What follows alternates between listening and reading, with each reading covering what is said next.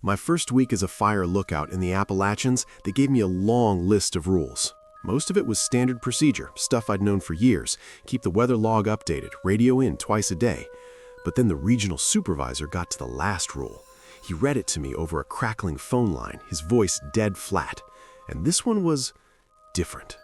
He said, "And Jake, Rule 12, ignore the screams." I laughed, figuring it was some hazing ritual for the new guy. The line went silent. The quiet on the other end told me it wasn't a prank. I was dead wrong. They said the isolation would be the hardest part of the job. They were wrong about that too. After what happened at my last post, a quiet tower was all I wanted. I was a burned-out ranger and I just needed a place where the only thing I had to worry about was smoke on the horizon. They sent me to Tower 12. The transfer was rushed, the paperwork vague. There was no handoff from the previous lookout. His official file just said he'd left without a trace. Tower 12 was a lonely steel skeleton perched on a granite bald, looking out over 1,000,000 acres of green, unbroken wilderness. From the catwalk, 100 feet up, I could see 3 states. It was just me, the wind, and the endless sea of trees. Inside the small cabin at the top, the place was sterile, unnervingly so. The bunk was made, the logbook was empty, and a brass Osborne firefinder gleamed in the corner, its sighting arms folded neatly. It felt less like someone had left and more like they'd been erased. For the first few days, the silence was a blessing. I settled into the rhythm of the job, wake before dawn, log the temperature and wind speed, then spent hours with my binoculars scanning the horizon in a slow, methodical sweep. The 10 standard firefighting orders had been drilled into my head since day one. Core rules like maintain prompt communication and give clear instructions and ensure they are understood. But here, there was nothing to act on.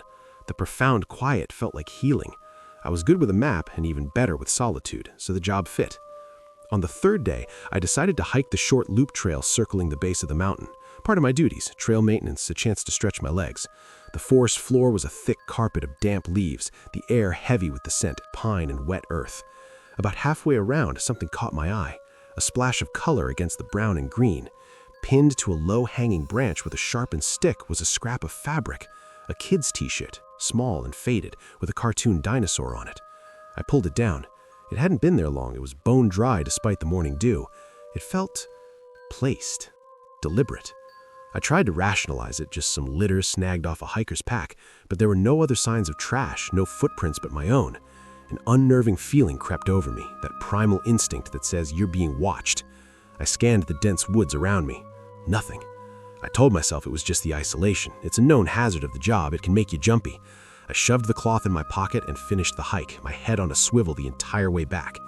That evening, the sky turned a bruised purple. Fog rolled in, making my tower an island in a gray ocean. I was at the desk filling out the daily log when I heard it. It wasn't an animal. It wasn't the wind. It was a scream. A woman's scream, high, thin, and full of raw terror. It cut through the air, sharp and clear from the woods to the north. Every instinct in my body fired at once. One of the fundamental orders is to maintain prompt communication and report all hazards. I grabbed my binoculars but saw nothing through the thickening fog. I spun to the Osborne firefinder, lining up the sights toward the sound, my hands moving with practiced skill.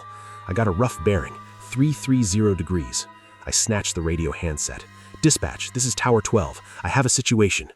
The radio crackled. "Go ahead, 12." The voice was calm, bored. "I've got what sounds like a woman in distress, maybe a mile north of my position, bearing 330. I think we need search and rescue immediately." There was a pause. Not the usual delay of checking a map. It was a heavy, deliberate silence. I could hear faint, muffled talking in the background. Finally, the dispatcher came back on, his voice completely flat. "Tower 12, return to your tower." I blinked. "I am in the tower. I'm requesting SAR for a woman screaming." "Negative, Tower 12. He cut me off, his tone suddenly hard as iron. "Acknowledge the following order. Return to your tower, lock the door, and ignore all voices. No further questions." I stood there, stunned. What? That's insane. That's a direct violation of protocol. Someone out there needs help. "Jake," the voice said, and the use of my name was jarring. "This isn't a request, it's an order. Lock your door, do not leave the tower, and ignore all voices. Do you acknowledge?" My mind raced. Was this a test? Some bizarre, cruel psych eval? The scream came again, weaker this time, punctuated by a sob. My duty was to help, but the command was absolute. My throat was tight. Acknowledged. I finally choked out. Tower 12, acknowledging. The radio went dead. I was alone, 100 feet in the air, with an impossible order and the fading echo of a scream. Night fell completely, a thick, smothering blackness. The fog was so dense it felt like the tower was wrapped in cotton. I paced the small cabin, my anger warring with a creeping dread. The silence from the radio was more terrifying than the scream. I kept replaying the dispatcher's words, the cold finality in his voice. I grabbed my high-powered binoculars, pressing them to the glass, trying to pierce the gloom. The fog swirled, creating phantom shapes. I swept the tree line at the base of the mountain, a dark, jagged line barely visible. And then I saw them. 2 points of light. Not stars. They were too low, too steady. They were eyes. They glowed with a faint, pale luminescence, watching the tower from the edge of the woods. My blood ran cold. As I stared, frozen, a voice drifted up from the base of the tower.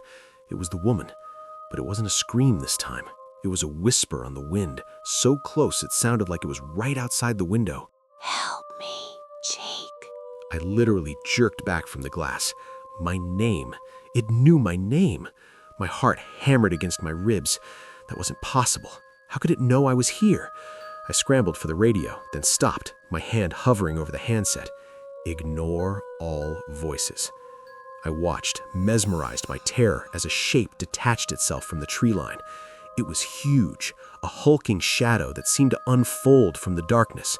It had to be 10 feet tall. It moved with an unnatural fluidity, a predator in its element. It stopped directly at the base of the tower's steel legs.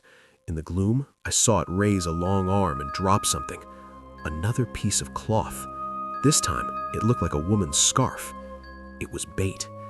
Then the whispering started again, a chorus of voices now, weaving through the wind.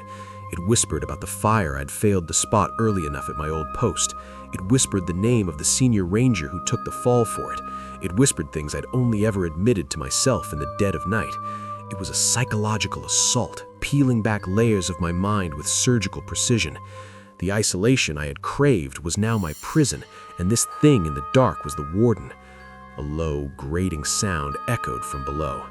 Scrape. Claws on steel. It was testing the tower legs. I backed away from the window, my breath catching in my throat. Then, a deafening boom. The entire tower shuddered violently, throwing me into the instrument panel. My head struck the corner of a metal cabinet, and a hot slick of blood ran down my temple. The thing had lunged at the tower. It hadn't climbed. It had attacked the foundation with brute, impossible strength. I scrambled to my feet, my mind just white-hot panic. The trapdoor leading down the stairs rattled in its frame. I shoved the heavy wooden desk over it, then piled my footlocker and chair on top, a pathetic barricade against whatever that was. Bleeding and terrified, I grabbed the radio. "Dispatch, this is Tower 12. It's at the tower. Something is trying to get in." I was shouting, my voice cracking. What is going on? What is this thing? The radio hissed. For a moment, I thought there'd be no answer. Then the dispatcher's voice came through, and this time it was different. The professional mask was gone. He sounded terrified. "Hold on, Jake. Help is on the way. ETA 40 minutes. His voice dropped, trembling. "Listen to me. Tower 12, it's not a watch post. It's a containment unit. It was built to keep it there. For God's sake, stay inside. If you go out there, if it gets out, we're all dead." The words hung in the air, more chilling than any scream. I wasn't the watchman. I was the bait, locked inside a cage built for a monster, and night had just fallen. Those 40 minutes were the longest of my life. The physical assault stopped, and the real horror began. The creature circled below, a relentless psychological predator. It stopped mimicking the woman. Now it used other voices, a child crying for his mother, then my own father's voice, stern and disappointed, then my own voice whispering back the darkest thoughts I'd ever had. It never tried to climb again. It didn't need to. It was just reminding me that it was there, waiting. As the first hint of dawn painted the eastern sky a sickly gray, the forest fell silent. The voices stopped. The oppressive presence vanished. I heard the sound of heavy-duty truck engines rumbling up the access road.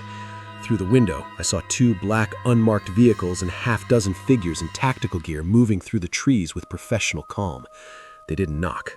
They had their own key for the trap door. When they saw my barricade, they paused, then dismantled it without a word. I was sitting on the floor, my back against the far wall, staring at them with hollow eyes. No one asked what happened. No one offered an explanation.